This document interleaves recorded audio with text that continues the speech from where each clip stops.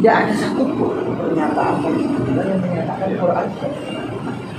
Dia hanya mengatakan kalau Rasulullah fil Quran Syarif, yang artinya Rasul berkata di dalam Quran.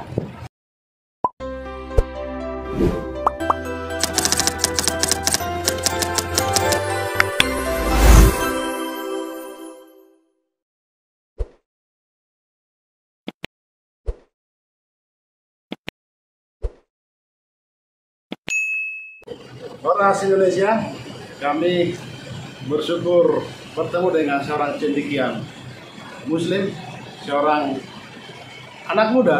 Saya juga masih anak muda, tapi 15 tahun lalu kami sering jumpa di Hutan Kayu, diskusi-diskusi, ya dengar Rocky Gerung, dengar Guntur Romli, banyak teman-teman, termasuk Mas Saidiman ini, seorang yang cendekia yang saat ini juga banyak berkomentar tentang Al-Zaitun, dan memang sejak dulu kita sepikiran, paradigma bahwa kerukunan, keberagaman itu, toleransi itu harus kita perjuangkan. Mas Saidiman, terima kasih waktunya ini. Siap. Di sela-sela waktu berkantor yang padat masih memberi ruang untuk para tapian. Mas Saidiman, saya kan tonton bincang-bincang Anda dengan Syekh Panji Gumilang, Al-Zaitun dan Syekh Panji Gumilang. Apa yang Mas temukan? Oke, ya kami memang mengunjungi Al-Zaitun dan bertemu langsung dengan Syekh Al-Zaitun, Syekh Salam Kashibi Panji Gumilang, atau biasa disebut Syekh Al-Zaitun. Kami di sana memang salah satunya karena melihat viral ya, ada banyak sekali berita, dan beritanya saya kira umum yang menyebutkan kami di sana ingin tahu sebenarnya apa yang terjadi. Jadi satu sisi kalau kita lihat berita itu menyebutkan menganggap Syekh Al-Zaitun ini sesat misalnya, yang ada sejumlah macam persoalan. Tetapi pada saat yang sama, ketika kalau kita menonton komentar atau wawancara langsung dari Syekh Al-Zaitun, menurut saya ada sesuatu yang menarik dari pikiran-pikiran dan apa yang dilontarkan selama ini oleh Syekh Al-Zaitun. Karena itu kami ke sana bersama dengan tim Serikat Jurnalis Beragama. Serikat Jurnalis Beragama itu organisasi yang menampung jurnalis dan para aktivis tentang keberagaman. Jadi kami di sana ingin menggali, ingin tahu pemikiran Syekh Al-Zaitun ini sendiri seperti apa. Lalu ketika kami di sana, kami menggali pikiran Syekh Al-Zaitun, saya sebetulnya agak terkejut. Ternyata apa yang dipikirkan oleh Syekh Al-Zaitun ini menurut saya sangat terbuka pikirannya, sangat pluralis.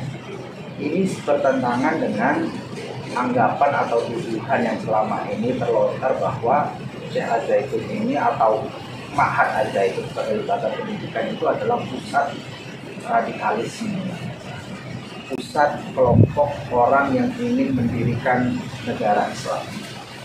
Ketika kami bertemu dengan Syekh Al-Zaitun sama sekali tidak. Justru pikirannya sangat terbuka. Justru perjuangannya justru adalah untuk Indonesia Raya, kemakmuran ini. Lalu kemudian saya melihat bahwa pikiran apa yang dilontarkan oleh Syekh Al-Zaitun mengenai kebinekaan, pluralisme, toleransi dan seterusnya, itu bukan hanya lontaran pemikiran atau lontaran sesaat. Katakanlah kalau untuk menjawab tudingan bahwa mereka NII karena itu kemudian berkamuflase menjadi orang yang toleran.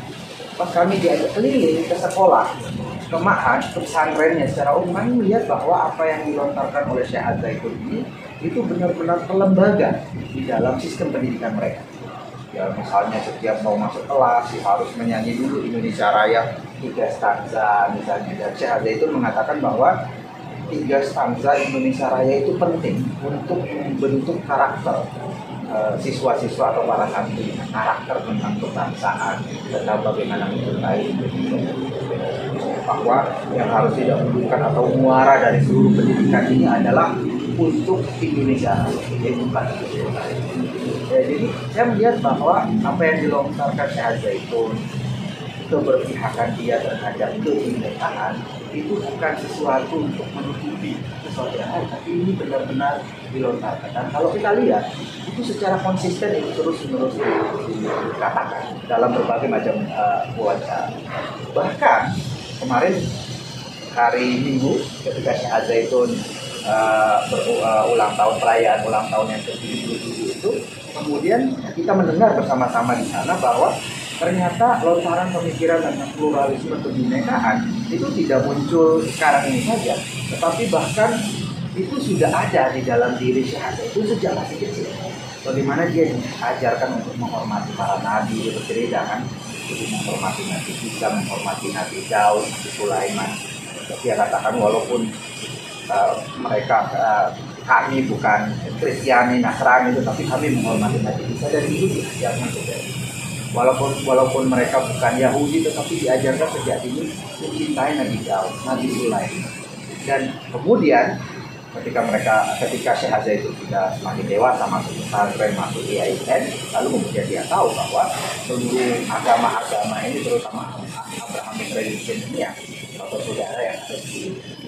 Jadi saya melihat bahwa pemikiran pluralis kebinekaan itu tidak muncul sekarang ini saja, tetapi sejak kecil itu sudah ya. Bahkan kalau kita baca sejarah hidupnya ya, Syekh Al-Zaitun, dia masuk Gontor, di sana dia bertemu atau perkenalan dan pemikiran Soekarno, lalu masuk IAIN Jakarta di Fakultas Adab.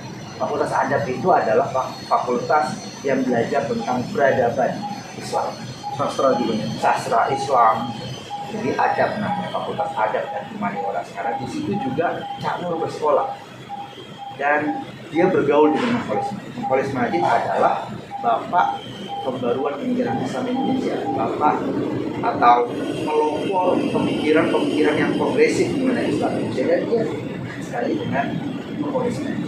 Dia bahkan menjadi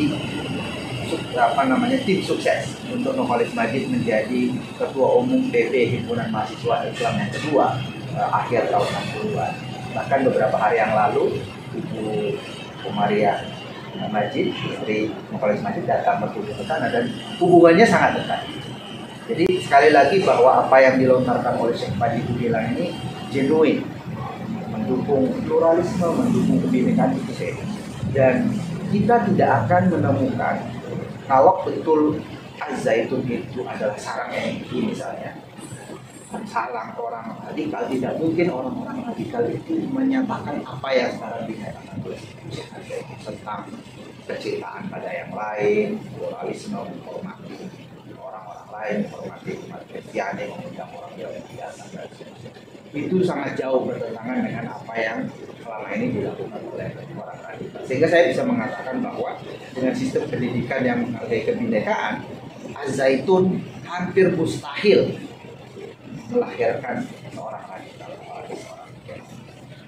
Mas Aidima, Anda kan cendekia muda muslim dan salah satu pendiri dari Sejuk tadi ya, Serikat Jurnalis Keberagaman itu.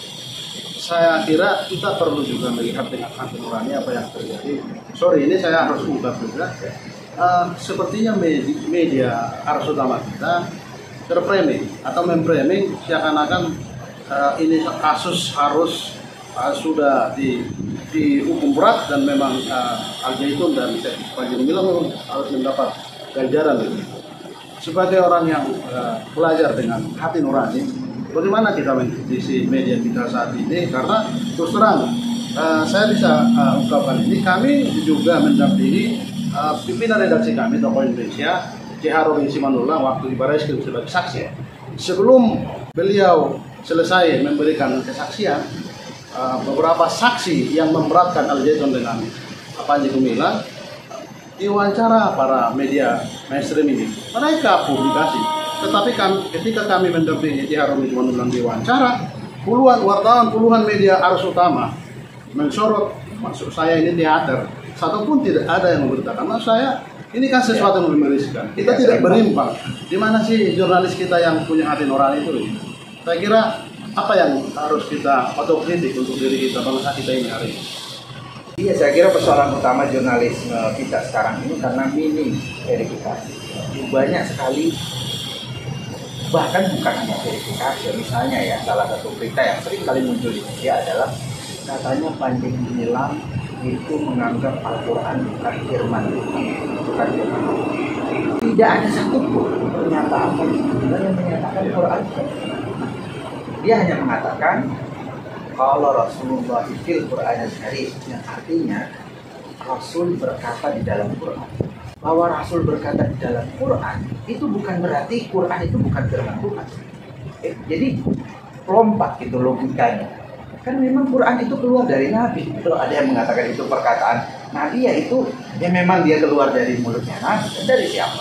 Dan sesuatu yang keluar dari mulut kita yang perkataan kita.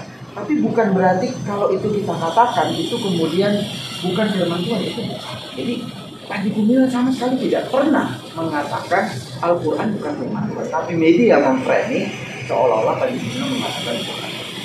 Nah, kasus yang lain misalnya, tidak pernah Panji Gumilang mengatakan Mekah itu bukan tanah suci. Tidak pernah itu keluar dari mulut Panji Gumilang atau Az-Zaitun. Yang dia katakan bahwa Indonesia ini tanah suci. Kalau Indonesia tanah suci bukan berarti Mekah bukan tanah suci juga. Itu kan sesuatu yang salah, sesuatu yang lompat.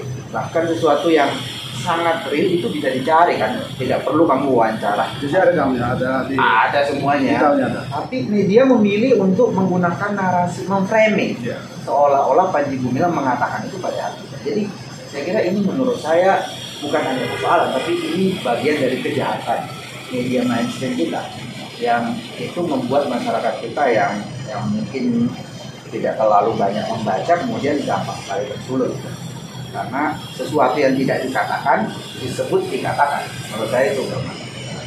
Terakhir, Mas Saidiman, kita ingin mempelajari, belajar dari kisah-kisah yang kita rasakan hari ini.